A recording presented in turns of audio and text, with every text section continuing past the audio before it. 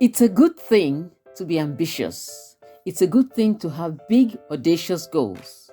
But when it comes to taking action and executing, you have to scale it down to bite size or achievable chunks that can be managed on a day-to-day basis. When making plans, think big, but when making progress, think small. Welcome to the Wisdom Inspired Talks podcast. I am Yomi Akinpelu, your wisdom coach, speaker, teacher, and author of several books. Today, I'm speaking about the surprising power of small habits. So, let's jump right in. It is easy to set big goals. Winners and losers do this. It is so easy to overestimate the importance of setting goals. However, we underestimate the necessity of small habits and making improvements on a daily basis. Too often, we convince ourselves that massive success requires massive actions. This could be losing weight, building a business, writing a book, saving for a house, or achieving any other goal. We put pressure on ourselves to make some earth-shattering improvements, but fail to take the necessary small step, which at times might not even be noticeable, but it can be far more meaningful, especially in the long run. The difference a tiny improvement can make over time is astounding. James Clear says, if you can get 1% better each day for 1 year, you'll end up 37 times better by the time you're done. On the other hand, if you get 1% worse each day of a year, you'll decline nearly down to zero. So what starts as a small win or a minor setback accumulates into something much more. To emphasize the idea of the power of small habits and making small improvements, James Clear tells the story of the British cycling team. They had failed to win the Tour de France in over 100 years. They were so mediocre that a well-known bicycle manufacturer refused to sell bikes to the team because they were afraid it would harm sales if other cyclists saw the British team using their gear. Basically, it would be bad advertisement for their brand. All that changed, however, when a new coach, Dave Brailsford, was hired. What made him hugely successful was his commitment to small habits and his strategy referred to as the aggregation or accumulation of tiny or marginal gains. This was simply a philosophy of looking for a tiny way to improve every aspect of everything you do. The principle came from the idea that if you break down a task into its steps or components or parts, then improve every single aspect just by a tiny bit or by 1%, you will get a significant increase when you put them all together again. So hundreds of tiny adjustments were made by the coach to the bikes, to the cyclists, to their lifestyle, to their cycling gear. Basically, they made improvements in many overlooked and unexpected areas. As these and hundreds of other small habits accumulated, significant results came in faster than anyone could have imagined. Just 5 years after Dave Brailsford, the performance director, took over, the British cycling team dominated in the road and track cycling events at the 2008 Beijing Olympics, where they won an impressive 60% of the gold medals available. And in 2012 London Olympics, the Brits set an astounding 9 Olympic records and 7 world records. That same year, the Tour de France was won for the first time by a British man, Bradley Wiggins, and the following year by Chris Froome, who went on to win again 3 consecutive years. This gave the British team 5 consecutive Tour de France victories in 6 years. During the span of 10 years, 2007 to 2017, British cyclists won 178 World Championships and 66 Olympic and Paralympic gold medals and captured 5 Tour de France victories in what is widely regarded as the most successful run in cycling history. How did this happen? How does a team of previously losing athletes transform into world champions with tiny changes? Why do small improvements accumulate in such remarkable results? And most importantly, how can you replicate this approach in your own life? In his book, James Clear says, habits are the compound interest of self-improvement. The same way that money multiplies through compound interest, the effects of your habits multiply as you repeat them. They seem to make little difference on any given day, and yet the impact they deliver over months and years can be enormous. It is only when you look back 2 to 5 years or perhaps 10 years later that the value of good habits and the cost of bad ones become apparently striking. This can be a difficult concept to appreciate in daily life.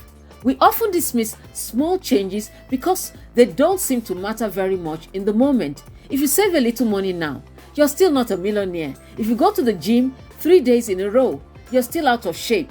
If you study Swahili for an hour tonight, you still haven't learned the language. We make a few changes, but the results never seem to come quickly, and so we slide back into our previous routines. Unfortunately, the slow pace of transformation also makes it easy to let a bad habit slide. If you eat an unhealthy meal today, the scale doesn't change much. If you work late tonight and ignore your family, they will forgive you. If you procrastinate and put off your project until tomorrow, there will usually be time to finish it later. A single decision is easy to dismiss. But when we repeat these small errors day after day, day in, day out, by replicating poor decisions, duplicating tiny mistakes, and rationalizing little excuses, our small choices compound into toxic results. It's the accumulation of many missteps, many mistakes, 1% decline here and there that eventually leads to a problem. The impact created by a change in our habits is similar to the effect of shifting the route of an airplane by just a few degrees. Such a change is barely noticeable at takeoff. The nose of the airplane moves just a few feet, but when magnified across the entire country, the plane ends up in an entirely different destination. Making a choice that is 1% better or 1% worse seems insignificant at the moment, but over a lifetime, these choices determine the difference between who you are and who you could be. Success is the product of daily habits, not once in a lifetime transformations. Now, moving forward, what matters the most now is not how successful or unsuccessful you are. What matters now is whether your habits are putting you on the path towards success. What is most important now is your trajectory. If you're a millionaire and you spend more than you earn in a month, then you're on a bad trajectory. If your spending habits don't change, then you're going to end up bankrupt. On the other hand, if you're broke now, but you save a little bit every month, then you are on the path towards financial freedom, even if you're moving slower than you'd like. Your outcome is a measure of your habits. Your network is a measure of your financial habits. Your weight is a measure of your eating habits. Your knowledge is a measure of your learning or reading habits. Your clutter is a measure of your cleaning habits. You get what you repeat. If you want to predict where you'll end up in life, all you have to do is follow the curve of tiny gains or losses and see how your daily choices will compound 10 or 20 years down the line. Are you spending less than you earn each month? Are you making it to the gym or exercising each week? Are you reading and learning something new every day? Tiny battles like these are the ones that will define your future self, because time magnifies the margin between success and failure. It will multiply whatever you feed it.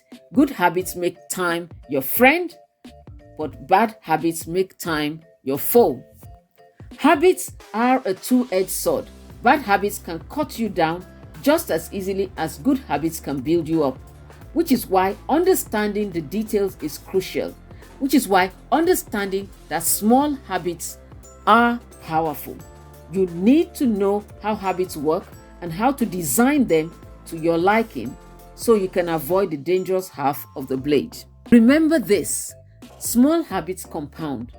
Breakthrough moments are often the result of many previous actions which build up the potential required to unleash major change. Remember the bamboo. Bamboo can barely be seen for the first 5 years as it builds extensive root system underground before exploding 90 feet into the air within 6 weeks. Similarly, habits often appear to make no difference until you cross a critical threshold and unlock a new level of performance. It might feel like you're not going anywhere fast. This is a hallmark of any compounding process. The most powerful outcomes are delayed. They are at the end. This is one of the core reasons why it is so hard to build good habits. People make a few small changes, fail to see a tangible result, and decide to stop. You think, I've been running every day for a month, so why can't I see any change in my body? Once this kind of thinking takes over, it's easy to give up. But in order to make a meaningful difference, habits need to persist long enough to break through this plateau.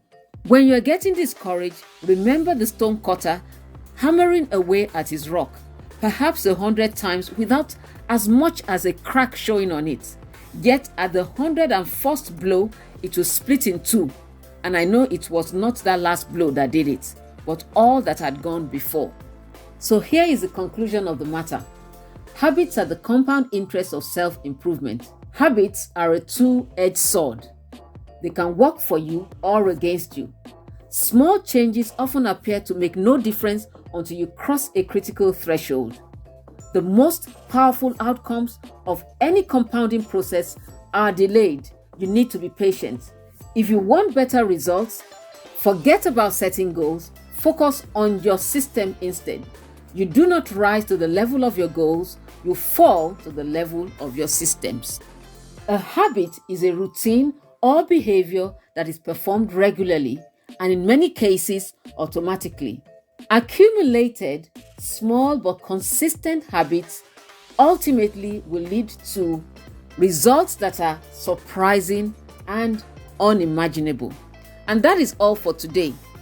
Before you go, please remember to subscribe, like, share, and comment below. Thanks for watching. See you on the next video.